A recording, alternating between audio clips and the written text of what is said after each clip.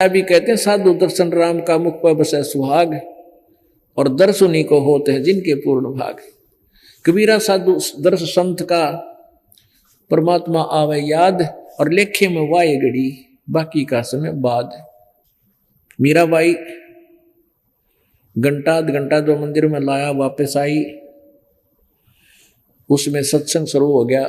मीराबाई बैठगी जाके सत्संग सुनने लाएगी। आत्मा का आहार है ये परमात्मा की चर्चा सुनना, और वो तो बहुत पुण्यात्मा थी। उस दिन परमात्मा कबीर जी ने सृष्टि रचना सुनाई, और ब्रह्मा विष्णु महेश से ऊपर सुप्रीम पावर बताई। मीराबाई एकदम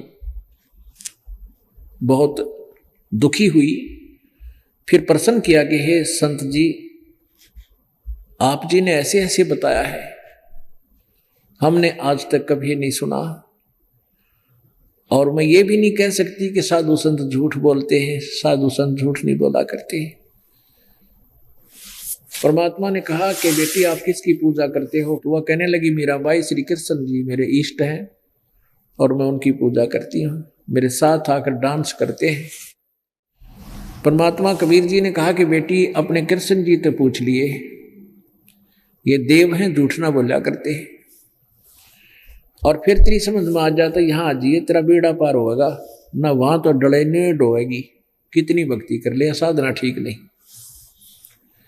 अब पुण्यात्माओं जो अच्छी आत्मा होती हैं, जिन कोई मार्ग पर जा रही हैं, रास्ते जा रहे हैं, कहीं पर उसको कोई टोक देता है कि कहाँ जाना है भाई, वो कह रहा मैं हिसार जाना है, और वो जा रहा है जींद की साइड में, तो वहां कोई इसको टोक देता है कि इधर मत जा, ये रास्ता ठीक नहीं तेरा, तो बुद्धिमान व्यक्ति चिंतित हो जाता है, वहीं रुक जाता है, और फिर वेरिफिकेशन करता है, किसी और से भी पूछता है सचमुच में गलत तो नहीं जा रहा। और जिसने ये भांग रूपी माया का नशा कर रखा है, उसको कोई कहता है कि तेरी साधना ठीक नहीं है, वो तो लड़ना तैयार हो जाता है, क्योंकि उसका तो नशा हो रहा है भांग का। और जिनका नशा उतर गया भांग का, जो अच्छी आत्माएं हैं, वो तुरंत सोच लेती है भाई इसने संत ने ऐसा क्यों कहा, भगत ने, क्या आपकी साधना ठीक हो ना, तो उसका पूरा निर्णय लेना चाहिए, लड़ाई नहीं करे, पूरा निर्णय लेगा भाई, पूरा समझना चाहिए भाई, सच बता तो मुझे किस प्रकार हमारी साधना गलत है, ये तरीका होता है। तो उसने बहुत प्यार से ऐसा पूछा, परमात्मा ने कहा, फिर भी वो वाद विवाद करती ही रही, तो फिर कहा बेटी तू अपने भगवान से पूछ लिए, और वो झूठ नहीं बोला करते, देव लोग हैं, ये देवता है। मीराबाई कौर कसक होगी, और विशेष याद किया तो कहते साक्षात श्री कृष्ण जी ने दर्शन दिए। तो उसने मीराबाई ने कहा कि प्रभु मैंने ऐसे ऐसे सुना है, मेरी जुबान खुलना नहीं चाह रही, और मेरी आत्मा मान नहीं रही, लेकिन इतना जरूर मैं मानती हूं कि वो संत साधु संत झूठ नहीं बोलते हैं। तो भगवान मैंने ऐसे ऐसे सुना सत्संग में, और वो संत ऐसे कह रहे थे कि भगवान विष्णु और शंकर ब्रह्मा जी से ऊपर कोई और शक्ति है, वो परम शक्ति है, इनसे ऊपर एक काल है, काल से ऊपर जो परम शक्ति है वो परम शक्ति है, उसी से लाभ होगा, जन्म मृत्यु का रोग समाप्त होगा। भगवान बहुत विस्तार से उन्होंने ये कथा सुनाई। क्या ऐसा है? श्री कृष्ण ने कहा कि मीरा ऐसा ही है, एक बहुत परम शक्ति है, लेकिन उसका भेद हमने भी नहीं मिला आज तक, और तू ट्राई भी मत करना। जब हम हार कर थक लिए, उसको नहीं पा सके, तपस्या कर कर देख ली हमने, तो मीराबाई का बात शंका आएगी भाई, जब फिर तो संत कति सच्चे हैं, और वो कहते हैं हम उस शक्ति से मिला दें, और आज तक इन्होंने मुझे नहीं बताया कि ऊपर कोई शक्ति है हमारे से। अगले दिन जाकर चरणों में शीश रख दिया कि प्रभु मुझे नाम दे दो, अपनी बेटी को शिष्य बना लो। पुण्यात्मा कबीर परमात्मा जुलाहा जाति से, और रविदास संत रविदास जी चमार जाति से, और आज से 600 वर्ष पहले छुआ था चरम सीमा पे, और फिर वो ठाकुरों की लड़की ठाकर परिवार से। तो परमात्मा ये देखना चाहते थे कबीर जी कि इस पुण्य आत्मा में परमात्मा की चाह है या अभी भी ये मान बढ़ाई जगत संसार में लोक लाज में उलझी हुई है।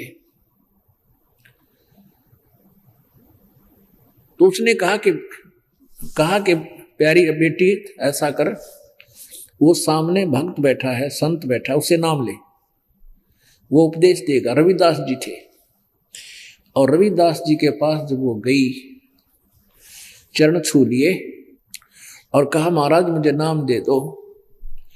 रविदास जी कहने लगा बहन पैर पीछे, हाथ पीछे कर ले, मैं चमार जाति से हूं और तू ठाकुरों की लड़की है और सारा समाज तेरा उपहास करेगा कि एक चमार का नाम ले लिया, तू चमार की शिष्या होगी।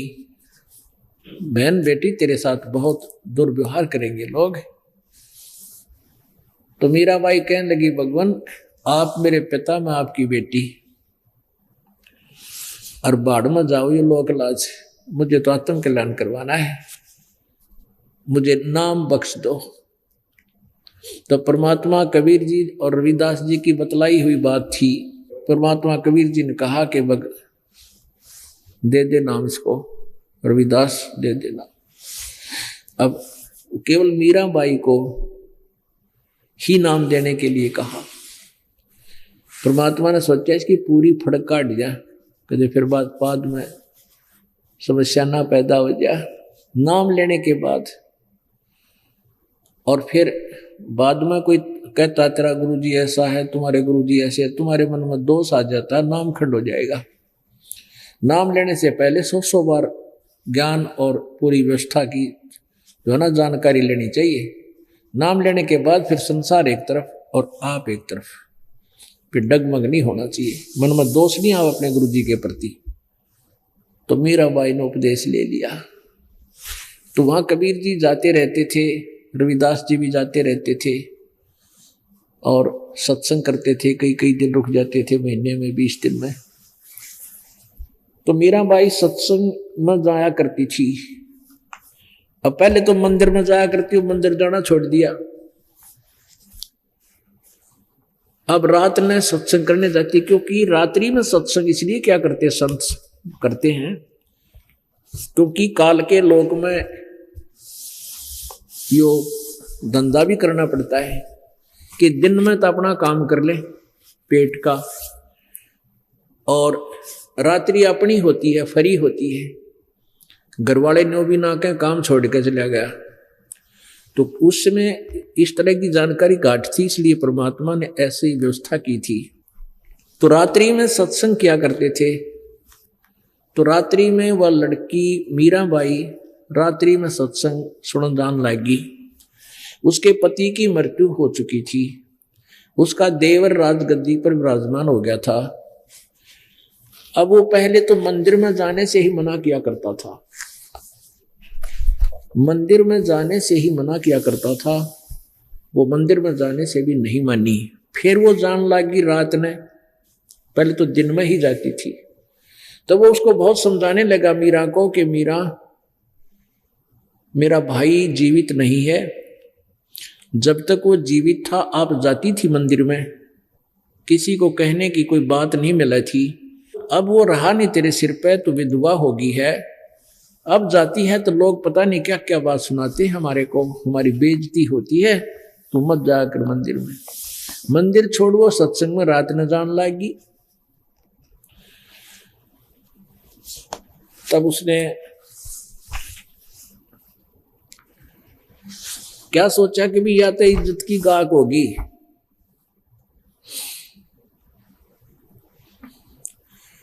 एक दिन उस क्या किया, अपने पुत्र के जन्मदिन बना लिया, अपने पुत्र का रिश्तेदार बुला लिए हैं। उधर से एक तरीका उसने सूझा, एक गार्डू से यानी सपेरे से कहा कि एक ऐसा सर्प मंगा दे, ला दे,